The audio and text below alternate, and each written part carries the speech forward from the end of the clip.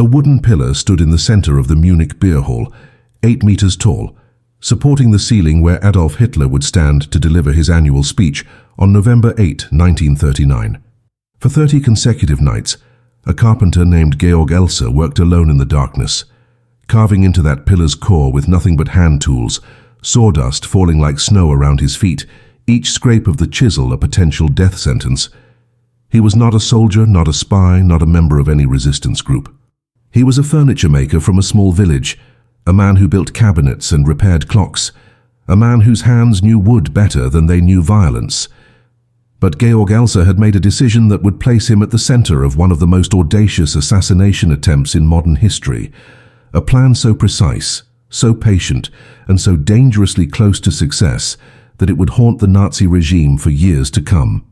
The beer hall was called the Bürgerbräukeller, and every November, Hitler returned there to commemorate the failed coup of 1923, the moment that had launched his rise to absolute power. The speech was a ritual, a celebration of Nazi mythology, attended by the inner circle of the Third Reich. Hermann Göring would be there, Joseph Goebbels, Heinrich Himmler, all the architects of the coming war. It was the one night of the year when the most powerful men in Germany gathered in a single room, predictable as clockwork, vulnerable in ways they never were inside the Reich Chancellery. Georg Elser understood this. He had been watching, studying, planning for over a year. He knew that if he could place a bomb inside that pillar, timed to detonate during Hitler's speech, he could decapitate the Nazi leadership in a single explosion. The problem was that the pillar was solid oak, reinforced with iron bands, and he would need to hollow out a cavity large enough to hold 30 kilograms of explosives without anyone noticing. Munich in 1939 was a city holding its breath. The invasion of Poland had begun in September, and the world was sliding into a war that would consume 50 million lives. Inside Germany, the machinery of totalitarianism had reached its peak. The Gestapo was everywhere. Informants lurked in every neighborhood, and even a careless word could lead to arrest, torture, or execution.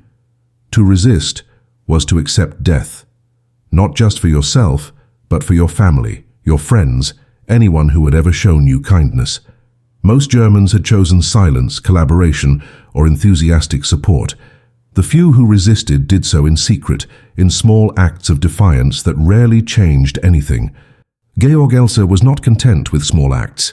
He had watched his country descend into madness, had seen the brown shirts march through his village, had heard the radio broadcasts promising glory and conquest. He had decided that if no one else would stop this, he would. Georg had been born in Hermeringen, a quiet town in southern Germany, the son of a farmer who drank too much and a mother who prayed too little. He had learned carpentry as a boy, discovered he had a gift for precision, for seeing how things fit together. He was not particularly educated, not political in any formal sense, but he read the newspapers, listened to the speeches, and understood what was coming. By 1938, he had concluded that Hitler would lead Germany into a catastrophic war, that millions would die, and that the only way to prevent it was to kill the Führer before the machinery of destruction became unstoppable. He began to plan. He studied explosives, learning from old mining manuals and military texts. He stole gunpowder from a quarry where he had worked, smuggling it out in small amounts over months. He tested detonators in the woods, far from anyone who might hear. The Bürgerbräukeller was not heavily guarded outside of the annual event. During the rest of the year, it was just another beer hall, a place where workers drank and ate sausages. Georg began visiting in the spring of 1939, eating meals there, observing the layout, memorizing every detail. He noticed the pillar, the way it stood directly behind the speaker's podium, the way the gallery above would amplify the blast. He calculated angles, estimated weights, and realized that if he could pack enough explosives into the core of that pillar, the entire ceiling would collapse onto Hitler and his entourage. The challenge was access. The hall closed at midnight, and the morning staff arrived at 6. That gave him 6 hours, but he needed to work over many nights to carve out the space he needed, without leaving obvious evidence. In early August, Georg made his move. He began staying late at the beer hall, hiding in a storage closet after closing time. When the last worker left and the doors were locked, he emerged with his tools, a small flashlight, and a cloth to muffle the sound. He worked the pillar like a surgeon, cutting inch by inch into the oak, removing the wood in careful sections so he could replace the outer shell and hide his work. Night after night, he returned, each session a gamble that a night watchman would not hear him, that a cleaner would not notice the fresh sawdust, that his absence from his rented room would not raise suspicion. 30 nights, 30 chances to be caught. 30 steps closer to a moment that would either change history or end in his silent execution. By late October of 1939, Georg Elser had completed the excavation. The cavity inside the pillar was perfect, a hidden chamber measuring 40 centimeters wide and 30 centimeters deep, large enough to hold the bomb mechanism he had constructed in his small rented room across the city. He had covered the opening with a wooden panel that matched the pillar's surface so precisely that even close inspection revealed nothing unusual. The sawdust had been swept away, the tools hidden, and the evidence of 30 nights of criminal labor had vanished into the grain of the wood. But now came the most dangerous phase of the operation. He needed to assemble the bomb inside the pillar, install the timing mechanism, and set the detonation for November 8 at 2015, the exact moment when Hitler would be 15 minutes into his speech, when the hall would be packed with the Nazi elite, when the exits would be blocked by the crowd. Georg had no training in bomb making beyond what he had taught himself, no backup plan if the mechanism failed, and no illusion about what would happen if the Gestapo caught him before the timer ran out. The bomb itself was a masterpiece of improvisation. Georg had spent months gathering components, each piece acquired through careful planning to avoid suspicion. The explosive core consisted of 120 sticks of dynamite, stolen incrementally from the quarry where he had once worked, each theft requiring him to falsify inventory records and bribe a sympathetic foreman who asked no questions. He had packed the dynamite into 2 wooden boxes lined with lead to contain the blast direction, ensuring maximum upward force into the ceiling. The detonator was a converted alarm clock, modified with wires and a battery, to trigger the explosion at a preset time. Georg had tested similar devices in the forest outside Munich, timing each explosion to the second, refining the mechanism until he was certain it would not fail. He understood that precision was everything. If the bomb detonated too early, Hitler would not yet be in position. If it detonated too late, the speech would be over, and the Führer would be safely back in his armored car, surrounded by SS guards who would seal the city and hunt down anyone connected to the attack. The timing mechanism required constant adjustment. Georg visited the beer hall again in early November, this time during daylight hours, blending in with the crowds as preparations began for the annual commemoration. He watched as workers hung swastika banners from the ceiling, positioned the podium, and tested the microphones. He noted the exact placement of the speaker's platform, confirmed that it remained directly in front of the pillar, and calculated the blast radius one final time. The bomb would need to detonate with enough force to collapse the gallery above, bringing down tons of wood and plaster onto the Nazi leadership below. He estimated that everyone within a 10-meter radius of the pillar would be killed instantly, and that the shockwave would injure or kill dozens more in the surrounding area. It would be a massacre, but Georg had made peace with that. He had concluded that the lives of a few dozen Nazi officials were worth sacrificing to prevent the deaths of millions in the war he knew was coming. On November 5th, 3 days before the planned detonation, Georg returned to the beer hall one last time. He waited until after midnight, slipped into the storage closet, and emerged when the building was silent. He opened the hidden panel in the pillar, carefully installed the bomb mechanism, connected the wires to the detonator, and set the timer. The clock began ticking, a soft mechanical heartbeat counting down the hours until history would either change or continue on its catastrophic path. Georg replaced the panel, swept away the final traces of his work, and left the building before dawn. He did not return to his rented room. He knew that if the bomb succeeded, the Gestapo would tear Munich apart looking for the person responsible, and that staying in the city would be suicide. Instead, he packed a small bag, purchased a train ticket to the Swiss border, and prepared to disappear into the chaos that would follow the explosion. The days leading up to November 8 were agonizing. Georg moved through the city like a ghost, avoiding eye contact, speaking to no one, sleeping in cheap hostels where questions were not asked. He read the newspapers obsessively, looking for any sign that the bomb had been discovered, that the speech had been cancelled, that his months of work had been for nothing. But the papers reported only the usual Nazi propaganda, announcements of the upcoming commemoration, promises of a glorious future for the Reich. On the morning of November 8, Georg boarded a train heading west toward the border. He carried forged identity papers, a small amount of cash, and the knowledge that in less than 12 hours the bomb would detonate. He did not know if Hitler would die, if the plan would succeed, or if he would live long enough to cross into Switzerland.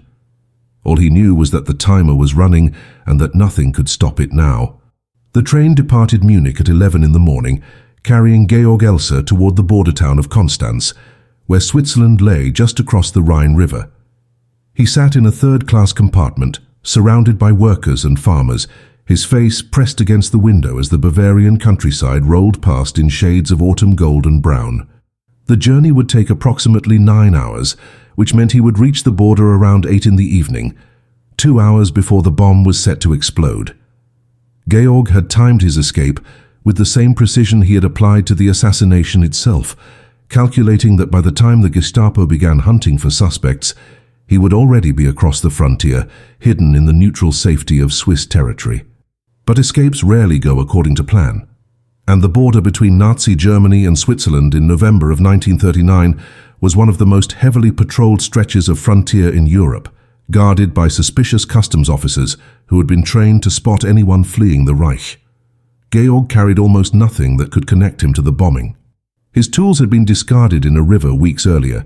The stolen dynamite was now sitting inside the pillar at the Bürgerbräukeller, and his forged papers identified him as a factory worker traveling to visit relatives near the border. But he had made one critical mistake, a small oversight that would prove catastrophic. In his coat pocket, he carried sketches and technical drawings of the bomb mechanism, notes he had kept throughout the planning process to ensure the detonator would function correctly. He had intended to burn these papers before leaving Munich, but in the rush to catch the train he had forgotten. Now those drawings sat folded in his pocket, a signed confession waiting to be discovered by anyone who decided to search him.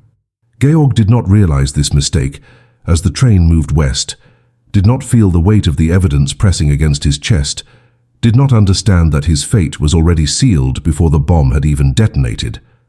Back in Munich, the Bürgerbräukeller was filling with Nazi officials and party faithful. The annual commemoration of the 1923 putsch was one of the most important events on the Nazi calendar, a ritual of loyalty and triumph that reinforced Hitler's mythological status as the savior of Germany. By early evening, the hall was packed with over 3,000 people, all standing shoulder to shoulder beneath the swastika banners, waiting for the Führer to arrive. The pillar stood exactly where it had always stood, a silent monument of oak and iron, its hidden cargo ticking steadily toward 2015. Security was tight, but routine. The SS had swept the building earlier in the day, checking for obvious threats, but they had not thought to inspect the structural columns, had not imagined that someone could spend 30 nights carving a bomb into the very architecture of the hall. The Nazi leadership believed themselves invincible, protected by fear and absolute power, unable to conceive that a lone carpenter could threaten their empire. Hitler arrived at the beer hall at 2000 hours, 15 minutes later than usual. The delay was caused by fog that had grounded his plane, forcing him to travel by train from Berlin, a journey that had left him irritated and behind schedule. He entered the hall to thunderous applause, climbed onto the podium, and began his speech exactly at 2013. The crowd listened in reverent silence as he recounted the story of the failed coup 16 years earlier, how he and his followers had marched through Munich demanding power, how the police had opened fire, how martyrs had fallen for the cause. Hitler's voice echoed through the hall, amplified by microphones, his words carried by radio to millions of Germans listening at home. He spoke of destiny, of sacrifice, of the inevitable triumph of the Aryan race. Behind him, hidden inside the pillar, the timer continued its countdown, seconds ticking away toward the moment that would either end the Third Reich or confirm its invincibility. At 2021, 6 minutes after the scheduled detonation time, Hitler abruptly ended his speech. He had been scheduled to speak until 2030, but the fog and the late start had forced him to cut the event short. He needed to return to Berlin that night, and the weather was worsening. Without explanation, he thanked the crowd, raised his arm in salute, and left the podium. The Nazi leadership followed him out of the hall, moving quickly toward the waiting cars outside. By 2025, Hitler was in his armored Mercedes, driving through the dark streets of Munich toward the train station. The Bürgerbräukeller remained packed with lower-ranking party members, old comrades from the early days of the movement, people who had stayed behind to drink and celebrate. The pillar stood silent among them, its clock still ticking, indifferent to the fact that its primary target had just escaped. At 2020, exactly 9 minutes after Hitler had scheduled the detonation, the bomb exploded with a force that tore through the Bürgerbräukeller like the fist of an angry god. The pillar disintegrated in a flash of fire and splintered oak, sending a shockwave outward that collapsed the gallery ceiling directly above where Hitler had been standing minutes earlier. Tons of wood, plaster and iron beams crashed down onto the podium, burying it under a mountain of debris. The blast shattered every window in the hall, blew out the front doors, and sent fragments of the building scattering across the street outside. The lights went out instantly, plunging the interior into darkness broken only by the orange glow of flames that began spreading through the wreckage. Screams filled the air as survivors stumbled through the smoke, their ears ringing from the concussion, their clothes covered in dust and blood. 8 people died in the immediate aftermath, crushed by falling beams or torn apart by the explosion itself. 63 others were injured, some critically, their bodies mangled by shrapnel and debris, but Adolf Hitler was not among them. The realization that Hitler had survived spread through Nazi Germany like electricity through a wire. Within minutes of the explosion, SS commanders were on the phone to Berlin, confirming that the Führer was alive, unhurt, and already boarding his train back to the capital. Goebbels immediately began crafting the narrative, transforming the assassination attempt into proof of Hitler's divine protection, evidence that fate itself had chosen him to lead Germany to victory. The propaganda machine roared to life, radio broadcasts announcing that the Führer had been saved by Providence, that his early departure had been guided by an unseen hand, that the enemies of the Reich had failed because God was on Germany's side. Hitler himself embraced this mythology, later claiming that he had felt an inexplicable urge to leave early, a premonition that had saved his life. The truth was more mundane. He had simply needed to catch a train because of bad weather. But in the fevered logic of Nazi Germany, there was no room for mundane truths. Everything had to be destiny. Everything had to be part of the grand narrative of Aryan supremacy and inevitable triumph. The Gestapo response was immediate and savage. Heinrich Himmler ordered a nationwide manhunt for the person responsible, mobilizing thousands of agents to tear Germany apart looking for suspects. Roadblocks were erected at every border crossing, train stations were flooded with plainclothes officers, and anyone attempting to leave the country was subjected to intense interrogation. The assumption was that the attack had been orchestrated by a foreign power, probably Britain or the Soviet Union, using German communists or resistance cells as proxies. The idea that a single individual, working entirely alone, could have planned and executed such a sophisticated attack seemed impossible to the Nazi leadership. They were hunting for a conspiracy, a network of saboteurs, an organized resistance movement. They were not looking for a carpenter from a small village who had simply decided that Hitler needed to die. Georg Elser reached the border crossing at Konstanz at 20:45, approximately 24 minutes after the bomb had detonated in Munich. He had no way of knowing whether the explosion had killed Hitler, whether his months of work had succeeded or failed, whether he was now the assassin of the century or simply a fugitive with blood on his hands and nothing to show for it. He approached the customs checkpoint on foot, carrying his small bag, his forged papers ready, his face carefully composed into an expression of bored routine. The Swiss border lay less than 100 meters away, visible across the darkened river, a line between captivity and freedom that thousands of refugees had tried to cross since the war began. Most had failed. The Nazi guards at Konstanz had orders to stop anyone suspicious, and in November of 1939 everyone was suspicious. Georg handed his papers to the customs officer, a young man in a grey uniform who barely glanced at them before waving him toward a secondary inspection area. The search was routine at first, a perfunctory check of his bag and pockets, the kind of procedure that happened 100 times a day at border crossings across the Reich. But then the officer found the drawings. He pulled the folded papers from Georg's coat pocket, unfolded them under the harsh light of the inspection booth, and stared at the technical sketches of timing mechanisms, detonators, and explosive charges. His face changed. He called for his supervisor, who called for the Gestapo, who arrived within 15 minutes, black leather coats and dead eyes, men who specialized in finding enemies of the state. They took Georg into a back room, stripped him, searched him again, and found more evidence he had forgotten to destroy.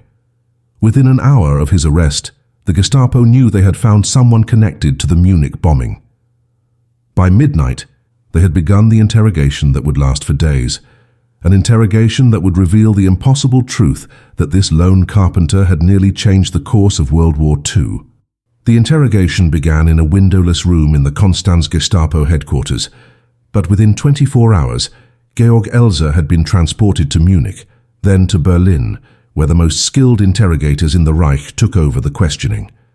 They beat him with fists and batons, broke his ribs, shattered his fingers, subjected him to sleep deprivation and psychological torture designed to break even the strongest will. But Georg told them the truth from the beginning, a truth so simple and so audacious that his interrogators refused to believe it. He had worked alone. There was no conspiracy, no foreign handlers, no network of resistance fighters. He was a carpenter who had decided that killing Hitler was necessary to prevent a catastrophic war, and he had spent over a year planning the assassination with the same meticulous care he would apply to building a grandfather clock. The Gestapo could not accept this. They needed a conspiracy, needed proof of British intelligence or communist saboteurs, needed something that fit their understanding of how the world worked. A lone craftsman nearly killing the Führer through sheer determination and technical skill was incomprehensible to men who believed in the superiority of the Nazi state apparatus. For weeks, the interrogations continued, each session more brutal than the last. Georg was shown photographs of the destroyed beer hall, told that 8 innocent Germans had died in the blast, asked repeatedly who had helped him, who had provided the explosives, who had given him the plan. He answered the same way every time. No one helped him. He had stolen the dynamite himself from the quarry. He had learned bomb-making from books. He had chosen the target, planned the timing, and executed the entire operation without assistance or encouragement from any person or organization. The interrogators brought in experts, bomb technicians and engineers who examined the remnants of the device and confirmed that it showed remarkable sophistication, precision that seemed beyond the capabilities of an untrained civilian. Yet Georg demonstrated his knowledge in detail, explaining the clock mechanism, the detonator design, the calculations he had made to ensure maximum destructive force. Slowly, reluctantly, the Gestapo began to accept that they had captured not a foreign agent, but something far more dangerous, a common man who had nearly succeeded where professional assassins had failed. Hitler himself took a personal interest in the case. He ordered that Georg be kept alive, refusing to allow his immediate execution despite the demands of Himmler and other Nazi officials who wanted a public trial and hanging to demonstrate the consequences of treason. Hitler wanted to understand how a simple carpenter had come so close to killing him, wanted to study this enemy who had worked alone in the darkness for 30 nights, carving a grave into a wooden pillar. There were rumors that Hitler intended to keep Georg imprisoned until after the war, planning to put him on trial in a grand show of Nazi justice once Germany had conquered Europe. Georg was transferred to Sachsenhausen concentration camp, then later to Dachau, where he was held in special isolation, separated from other prisoners, given better food and treatment than most inmates, kept alive as a curiosity, a specimen of failed resistance that the Führer wanted to preserve. The German public never learned the full story of Georg Elser's assassination attempt. The Nazi propaganda machine suppressed the details, afraid that the truth would inspire other lone actors, other carpenters or teachers or factory workers who might decide that they too could strike at the heart of the Reich. The official narrative claimed that the bombing had been carried out by British intelligence using German communists, a foreign attack on German soil that proved the cowardice of Germany's enemies. Georg's name was erased from newspapers, his existence denied, his near success transformed into proof of Nazi invincibility rather than evidence of the regime's vulnerability. Only the inner circle of the Nazi leadership knew how close they had come to annihilation, how a few minutes of fog and bad weather had saved Hitler's life, how the entire course of the war had hinged on a train schedule and an impatient dictator's decision to leave a speech early. In the concentration camps where Georg was held, he became a ghost among ghosts, a prisoner whose crime was known only to his guards and the camp commandants. Other inmates whispered about him, wondering what he had done to deserve such special treatment, why he was kept isolated and alive, while thousands around him were worked to death or sent to the gas chambers.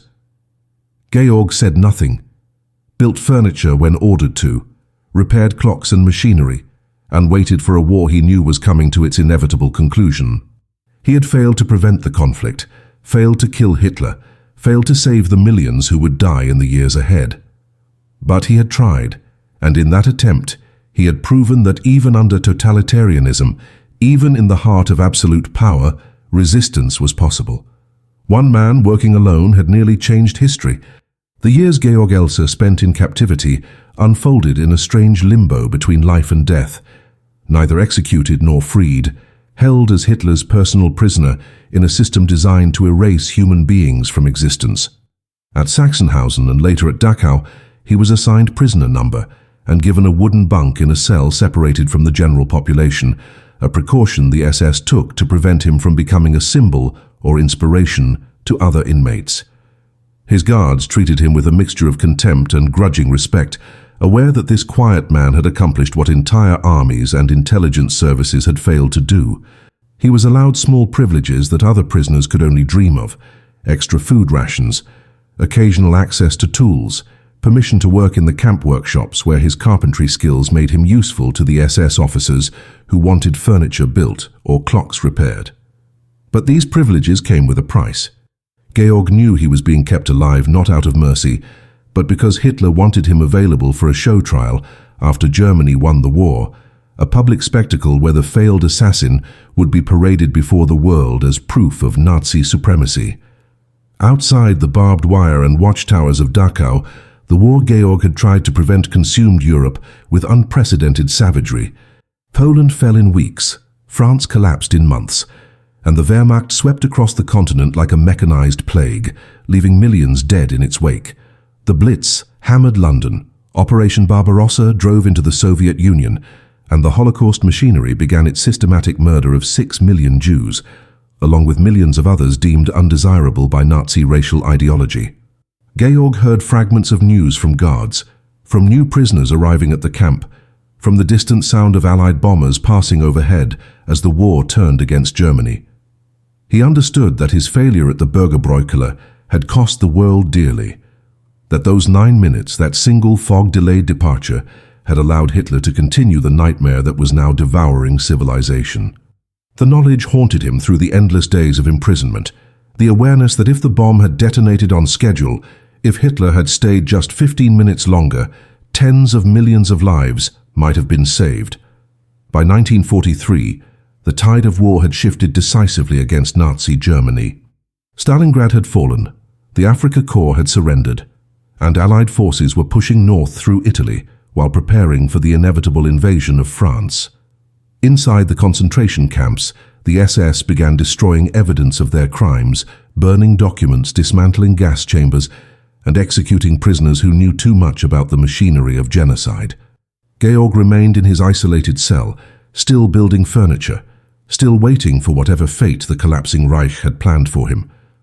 The camp commandant at Dachau received periodic reminders from Berlin that prisoner Elser was to be kept alive under all circumstances, that he remained the personal property of the Führer, that no harm was to come to him without explicit orders from the highest level. But as Soviet armies closed in from the east and American forces advanced from the west, those orders became increasingly difficult to follow, and the question of what to do with Hitler's special prisoner became more urgent. In April of 1945, as Allied armies approached Dachau and the Nazi regime entered its final death spiral, the SS received new orders regarding Georg Elser.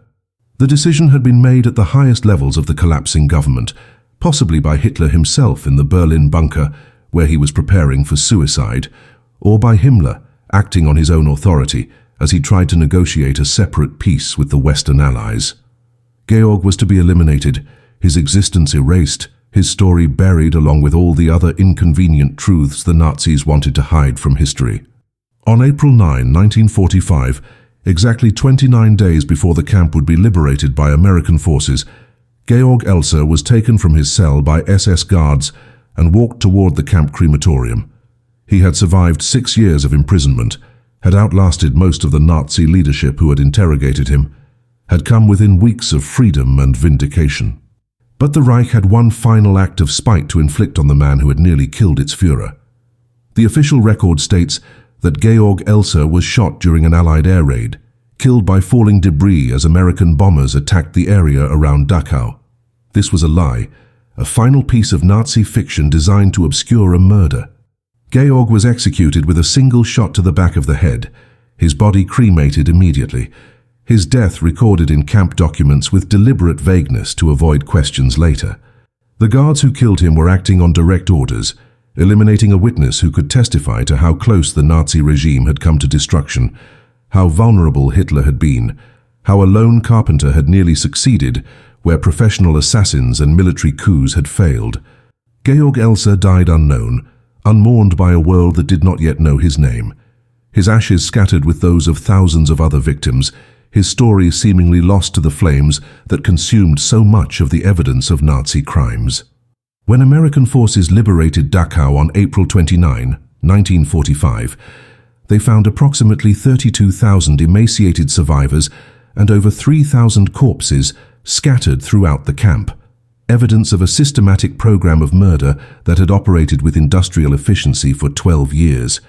The liberating soldiers documented everything they saw, photographing the gas chambers, the crematorium ovens still warm with human ash, the mass graves that stretched beyond the barbed wire perimeter. They interviewed survivors, collected Nazi documents that had not been destroyed, and began compiling evidence for the war crimes trials that would soon begin in Nuremberg.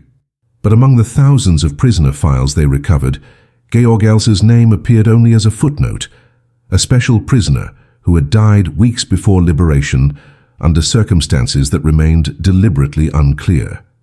The Americans had no idea who he was, what he had attempted, or how close he had come to preventing the war they had just spent 4 years fighting. His story remained buried in Nazi archives, classified information that would take decades to fully emerge.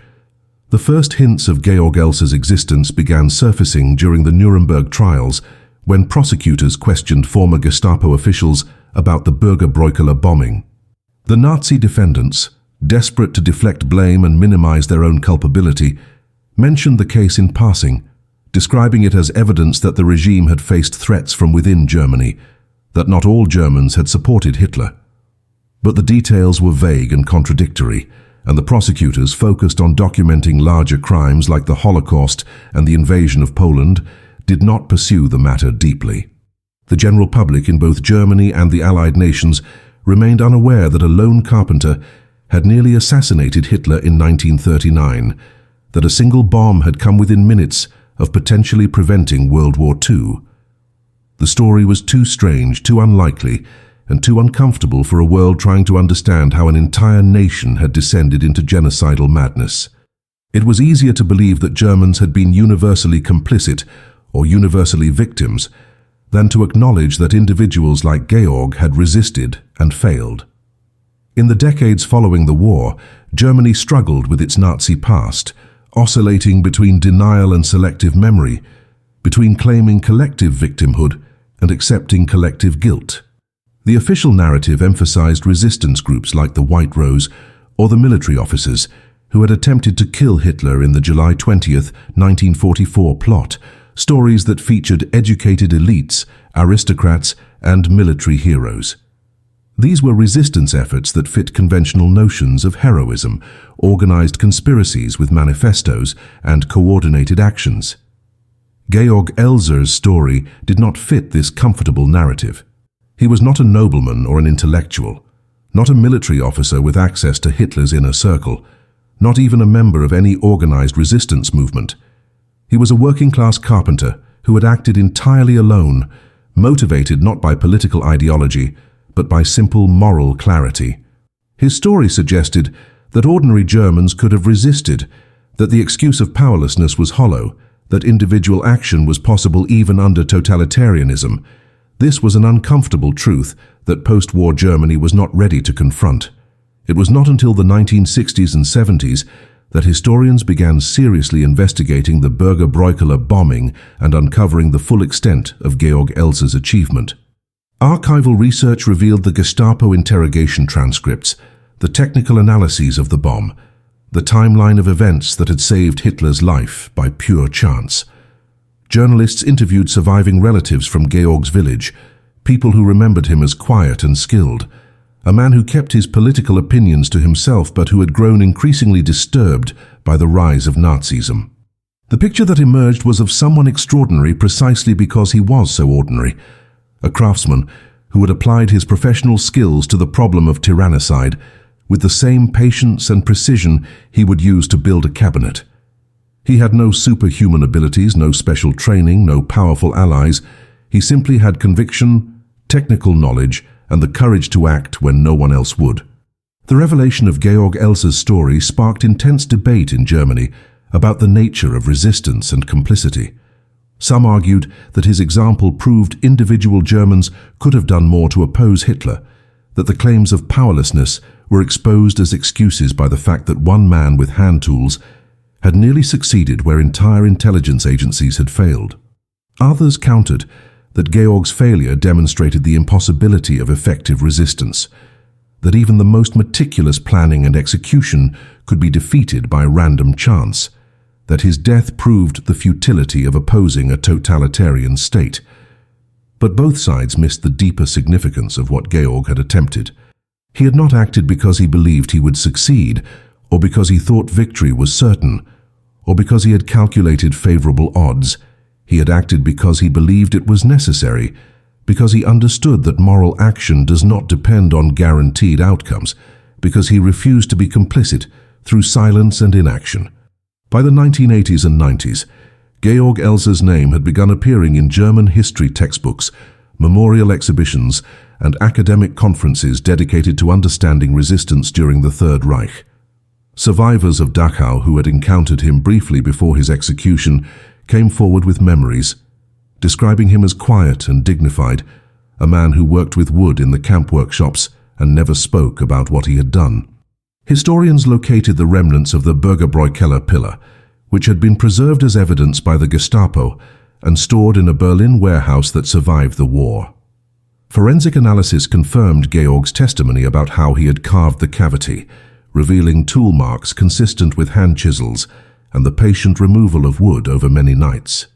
The technical sophistication of the bomb mechanism was reconstructed from interrogation records, and fragments recovered from the blast site, confirming that Georg had indeed designed and built the device himself without assistance.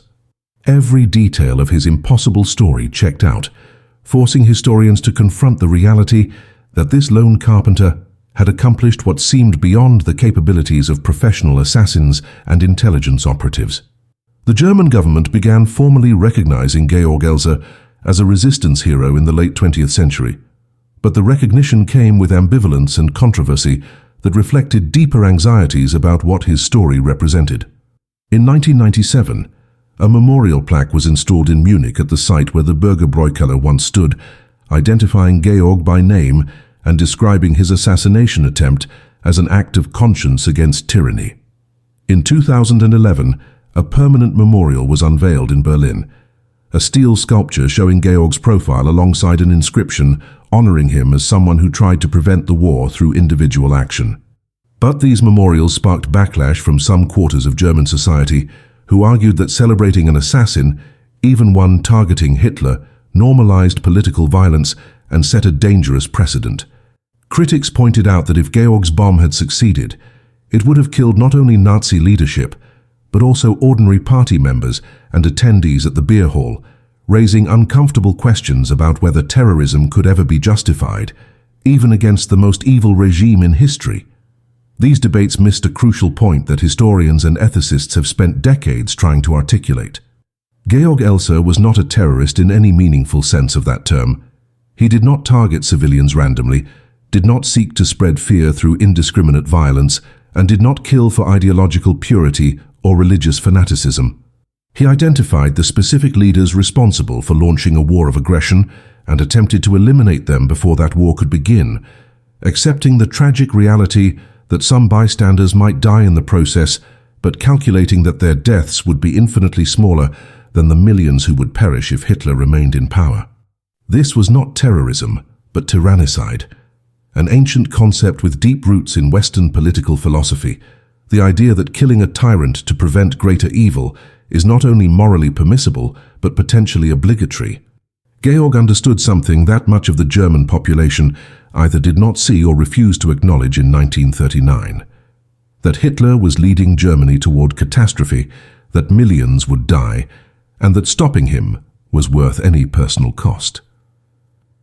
The mathematical reality of Georg's near success is staggering and haunting in equal measure. If the bomb had detonated 9 minutes earlier, if Hitler had maintained his usual schedule, if fog had not delayed his departure, the explosion would have killed him along with most of the Nazi inner circle. The war might not have been prevented entirely, but it would have been profoundly different. There would have been no blitzkrieg, no Operation Barbarossa, no systematic Holocaust machinery operating under Hitler's personal authority. The Nazi regime would have fragmented into competing factions fighting for control.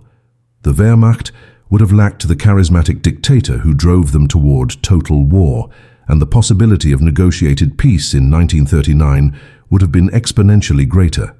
Historians have spent decades gaming out these alternative scenarios, and while no one can say with certainty what would have happened, the consensus is that tens of millions of lives would likely have been saved.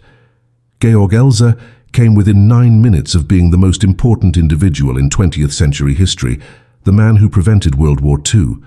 But he failed, and the world paid the price. 50 million people died in the war that followed. 6 million Jews were murdered in the Holocaust.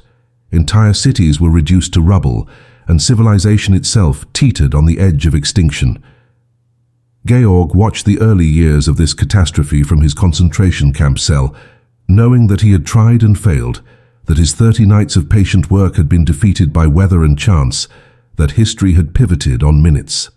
The weight of that knowledge must have been unbearable, the awareness that he had done everything a single person could do, and it had not been enough.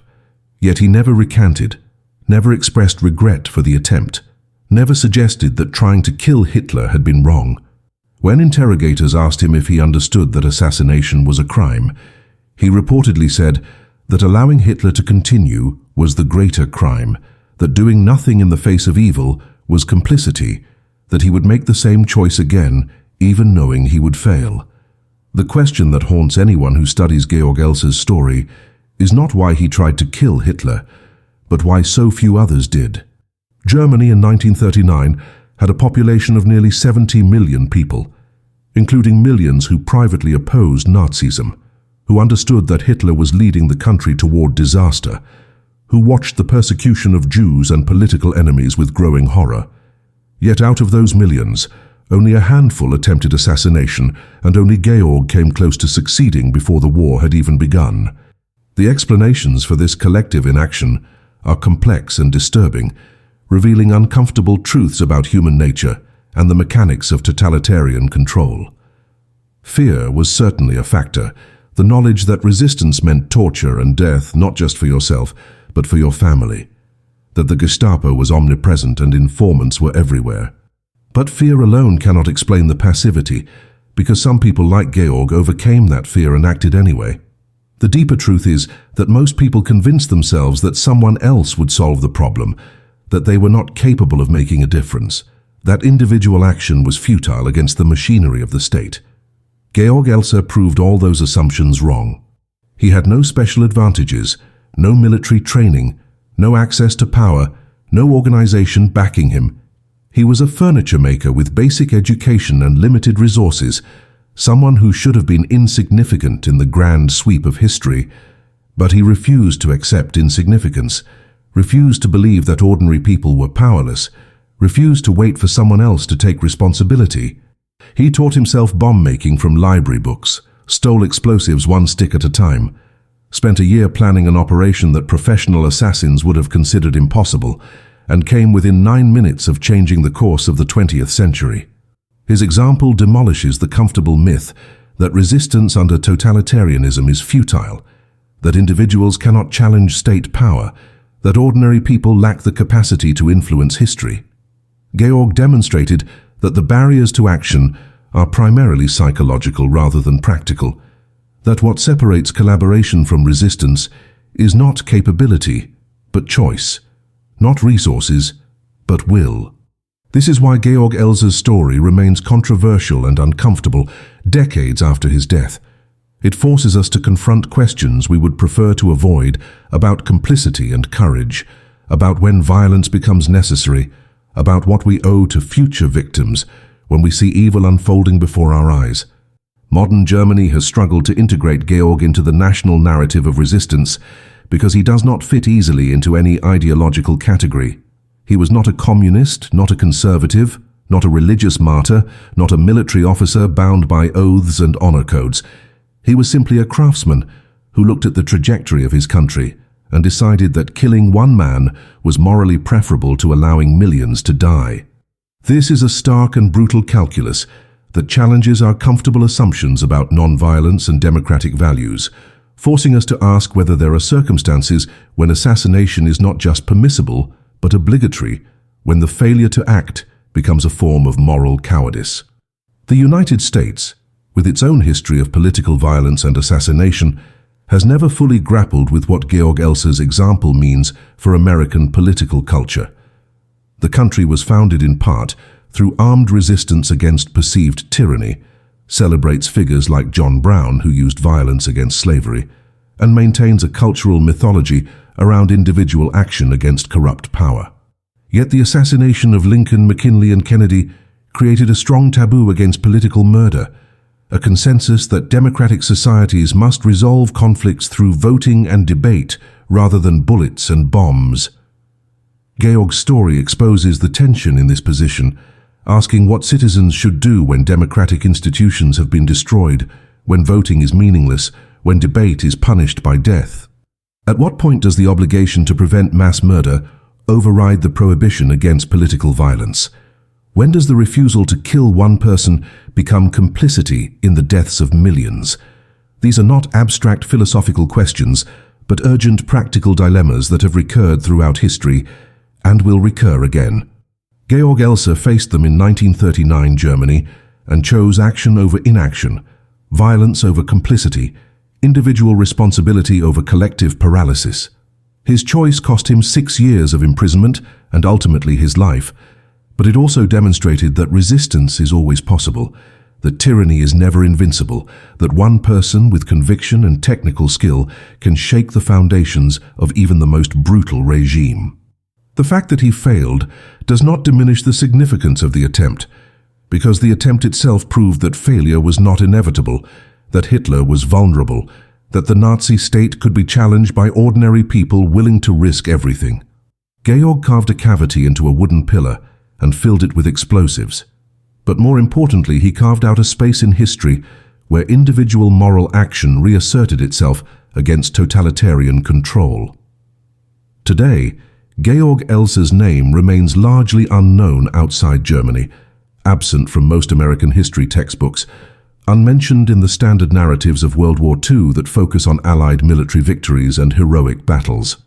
When Americans think about resistance to Hitler, they recall stories like Schindler's List or The Monuments Men, narratives that fit comfortably within Hollywood conventions of heroism and redemption.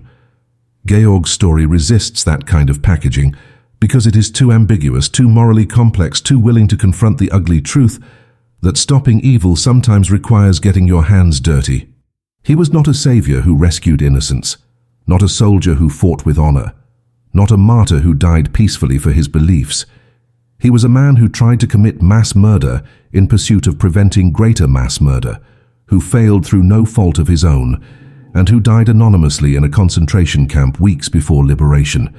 There are no clear heroes in his story, no satisfying resolution, no moment of triumph to celebrate. There is only the haunting knowledge that history pivoted on 9 minutes, and that those 9 minutes cost 50 million lives. The technical achievement of what Georg accomplished deserves recognition independent of the moral questions. With no formal training, working entirely alone, he designed and built a sophisticated timing device that functioned flawlessly, carved a cavity into a reinforced pillar over 30 consecutive nights without detection, and placed a bomb that would have killed its target if not for an unpredictable weather delay. This was not luck or amateur improvisation, but the result of meticulous planning, patient execution, and extraordinary technical skill applied to an impossible problem. Modern security experts who have studied Georg's methods describe them as brilliant, noting that his approach would still work today against many protected targets, that the principles he applied remain sound decades later. He proved that determined individuals with practical skills pose a far greater threat to power than large conspiratorial organizations, that lone actors are nearly impossible to detect before they strike, that the vulnerability of even the most protected leaders remains a permanent feature of human society.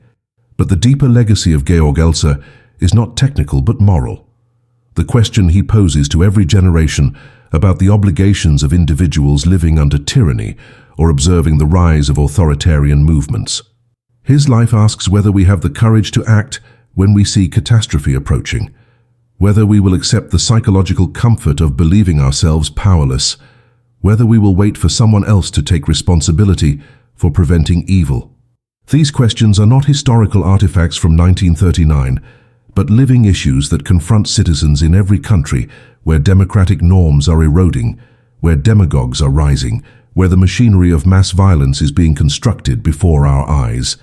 Georg did not have the advantage of hindsight, did not know for certain that Hitler would launch a world war and genocide, but he understood enough to act on incomplete information, to make a moral bet that killing one man was justified by the probability of preventing catastrophic harm. He was willing to be wrong, willing to accept the consequences, willing to trade his own life for the possibility of saving millions. The story of the carpenter who spent 30 nights carving a bomb into a pillar has been buried by history, suppressed by the Nazis who wanted to hide their vulnerability, ignored by post-war narratives that preferred simpler tales of good and evil, forgotten by a world that moved on from World War II without fully reckoning with how close it came to never happening. Georg Elser deserved to be remembered not as a failed assassin, but as someone who understood what most of his contemporaries refused to see. That individual action matters, that moral responsibility cannot be outsourced to governments or organizations, that the choice to resist or collaborate is ultimately personal. He proved that one person with hand tools and conviction can threaten empires, that courage is not the absence of fear, but the willingness to act despite it, that the only guarantee of failure is the decision not to try. 9 minutes separated Georg Elser from being the most important person of the 20th century, the man who prevented World War II by killing Adolf Hitler before the invasion of Poland. Those 9 minutes lost to fog and an impatient dictator's schedule became the difference between 50 million deaths and a world that might have avoided the worst catastrophe in human history. We cannot know what that alternate timeline would have looked like, cannot say with certainty that Georg's success would have prevented all the horrors that followed. But we know that he tried when almost no one else did, that he came impossibly close to succeeding, and that his failure was a matter of chance rather than inadequacy. The wooden pillar at the Bürgerbräukeller held a bomb that should have detonated while Hitler stood before it, but it also held something more enduring, proof that resistance is always possible, that tyranny is never invincible, and that the actions of ordinary people can echo across history even when they fail. Georg Elser's story is not ultimately about assassination or warfare or the contingency of historical events. It is about the moment when one person decides that doing nothing is unacceptable, that the future matters more than personal safety, and that some fights are worth having even when victory is not guaranteed. That moment, multiplied across millions of individuals, is the only real defense against tyranny. Georg understood this. He carved it into wood and packed it with explosives, and then he waited for history to arrive.